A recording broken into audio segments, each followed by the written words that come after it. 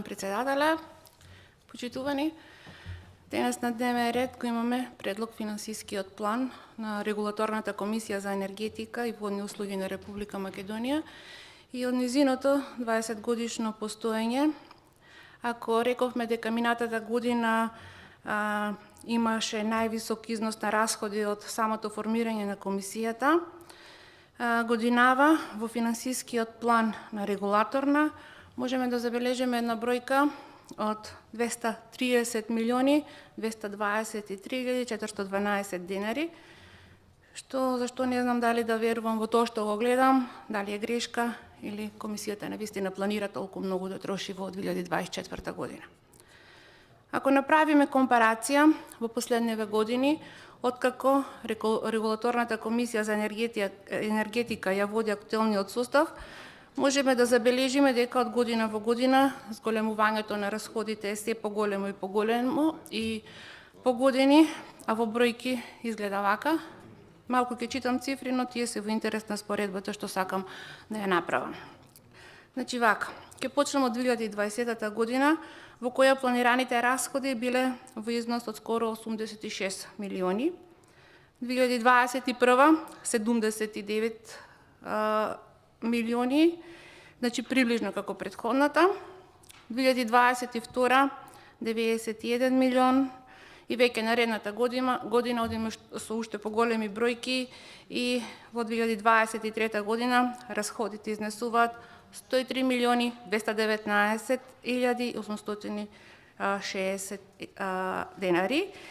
И, како што спомнав погоре, за тековната година во финансискиот план на Регулаторната комисија читаме бројка во износ од 230 милиони, односно гледаме едно драстично зголемување во однос не само на претходната, туку и на годините кои што ги споменав. Сега, како и за се друго, и овде имаат изговор, имено велат дека зголемувањето на финансискиот план за 2024 година се поради зголемувањето на стоките и услугите. Јас ќе кажам дека тоа е само изговор, а вистината е дека вакви енормни зголемувања има поради недомакинското работење и раководење на комисијата, чиј приоритет секако не се граѓаните, зашто ако се, тие нема секојдневно да се жалат на високите сметки за електрична енергија. Токму вчера, читајќи да се подготвам за денес, прочитав и дека граѓаните својот револт го споделуваат со фотографии од сметките и се жалат дека им стигнале двојно повисоки сметки, посебно на оние од првиот блок. Прашан министерот за економија зошто е тоа така, тој нема конкретен одговор, туку ги повикува граѓаните да се жалат, што знаеме колку таквите жалби и каде завршуваат и имаат ефект. Но како и да е, да се вратиме на финансискиот план и да видиме зашто се испланирани овие милиони евра, кои за ониот влада станаа ситни пари во однос на тоа колку трошат. Значи да видиме колку оваа комисија при планирањето на расходите за 2024 година се води од начелото за рационално и економично трошење на средствата. Господинот председател Бислимовски пресметал дека за годинава 230 милиони се потребните средства за исполнување на планираните обврски. Со самото тоа што вели дека вкупниот износ на расходите е зголемен поради зголемувањето на пазарните цени на стоките и услугите, си признава дека и сметките за електрична енергија се зголемени, како и се останато во државата.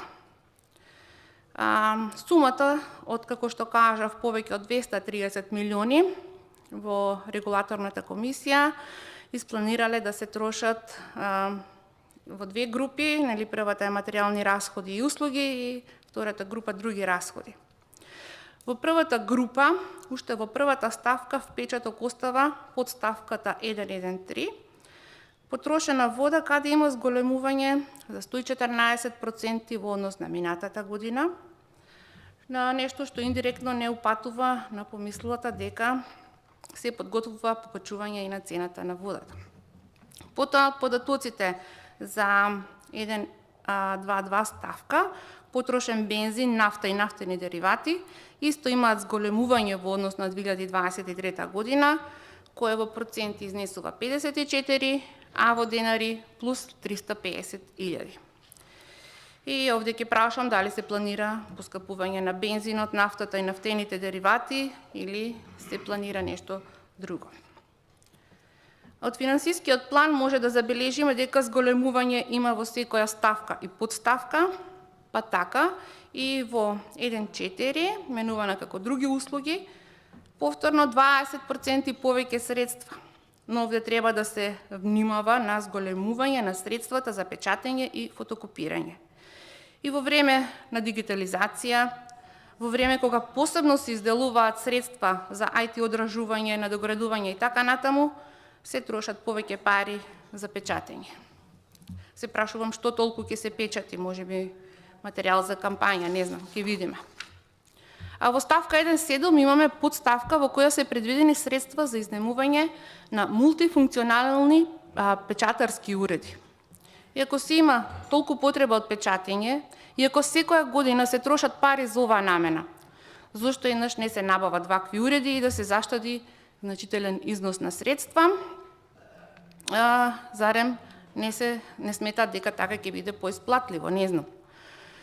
Значи, овде најмалку што можело да се направи е барем да имало одредено намалување. Сега доаѓаме до еден од најинтересните делови, кој ни укажува на енормно зголемување на средства во ставка 4.1.4, а се однесува на набавка на дополнителен деловен простор во постојната зграда, зашто Регулаторната комисија за енергетика испланирале дека ќе бидат потребни повеќе од 91 милион денари. Имаме само една огромна бројка за која нема образложение како дошле до неа и без податоци за реалната потребна квадратура.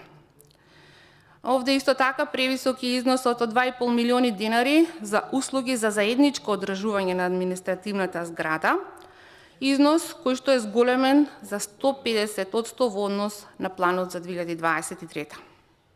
Зошто? Зошто толкова зголемување кога зградата во која се наоѓа оваа комисија е релативно нова и во претходните години скоро и да немало трошење за оваа намена. И овде треба да добиеме одговор дали со пренамена овие средства ќе бидат распределени за други цели. Понатаму сметам дека износот од 3 милиони и 100.000 денари за телекомуникацијски услуги е исто така превисок, зашто имајќи го во предвид минатогодишниот износ кој бил ист, а искористен помалку од половина, можеле оваа година да го намалат, нели? Можеле да ги намалат и трошоците во ставка 1.6, подставка 1.6.1, издатоци за репрезентација. Очигледно е дека критиките од изминатите години не биле доволни и не влијаеле позитивно, затоа годинава износот од 1.350.000 денари повторно е ставен, значи истиот износ и повторно јас ќе кажам, се планира да се пие највисоко и најскапо кафе. Нели криза и треба да се штеди, нели социјални мерки за граѓаните. И не ми е јасно како се води оваа држава кога приоритет се трошоците за репрезентација. Исто така загрижува и ставка 1.8, каде во подставка 1.8.2 има зголемување од 78% во однос на финансискиот план за 2023 година, односно станува збор за расходи за семинари и советувања, 1.600.000 денари, и дали ова значи дека вработените во Регулаторната комисија за енергетика секоја година се повеќе и повеќе се зголемуваат, се несоодветни и нестручни, па дали токму поради тоа им требаат дополнителни обуки. Зголемувањата продолжуваат и во расходите за службени патувања и патни трошоци, кои изнесуваат 4.400.000 денари, и ако се пресмета за едно службено патување, како што планираат, да се троши по 500 евра, испаѓа дека со овие средства 145 дена во годината се на пат, односно секој втор ден некој ќе биде на службен пат. Во услови на криза какво што имаме, а без оправданост, јас сметам дека ова е премногу. Премногу е што се рекордери во трошоци за интелектуални услуги, значи овде спаѓаат авторски хонорари, договори на дело и консултантски услуги, услуги кои што не само што треба да се намалат, туку се поставува прашањето и дали воопшто треба да се троши пари за ова, имајќи го во предвид дека ова може да биде покриено со некој од редот на вработените, нели, кои што рековме дека исто така за кои се изделуваат средства за обуки, а кои пак континуирано од година во година исто така се зголемуваат. И еве, доаѓам кон крајот од самиот план, кој секако е исто така интересен, затоа што станува збор за ставка 3.1, а се однесува на плата и надоместоци за плата. Зголемување во однос на 2023 година за 41% или во бројки тоа е за 27.385.548 денари. Иако, треба да има зголемување на платите, ама секаде. Со оглед на порастот на трошоците за живот, треба да се зголемат платите на сите, во сите сектори. Но не и овде и не заради нови вработувања. И сега. Сега, токму пред избори, пак посебно. Колку за информација, еве да кажам дека до 2018 година, во период од 16 години, бројот на вработени во Регулаторната комисија за енергетика бил само 22. Од 2018 наваму, значи за период од 5-6 години, бројот на вработени овде драстично се зголемува, повеќе од дупло, што реално не знам и треба некој да ни каже дали навистина има толку потреба. Овде најмногу загрижува тоа што потребата од нови вработувања е наведена паушално, без објаснување, зошто, каде и во кои области, каков кадар е потребен, кои струки се потребни и така натаму. И сето ова ни дава за право да се сомневаме дека и ова е еден вид предизборен бран на вработување. И на крај, капитални и други средства, каде повторно ќе кажам, да ги гледаш бројките и да не ти се верува дали се реални. Во планот за 2023 година износот бил 2.850.000 денари, а сега во овој план за 2024 година 97.636.500 денари. Зголемување за 94 милиони. Зголемени средства за набавка на мебел во услови на економска и енергетска криза, зголемени средства за информатичка опрема и софтверски лиценци и она што најмногу отстапува, а погоре зборував за истото, е ставка 4.1.4, набавка на дополнителен деловен простор во постојната зграда во износ од над 91 милион денари. И спорното овде е тоа што нема никакви дополнителни информации за реалната потребна квадратура, како што кажав, нема податоци за состојбата и опременоста на просторот и дали воопшто има потреба од дополнителни инвестициски вложувања и на крај како е дојдено до оваа висока сума, значи немаме конкретно и транспарентно објаснување.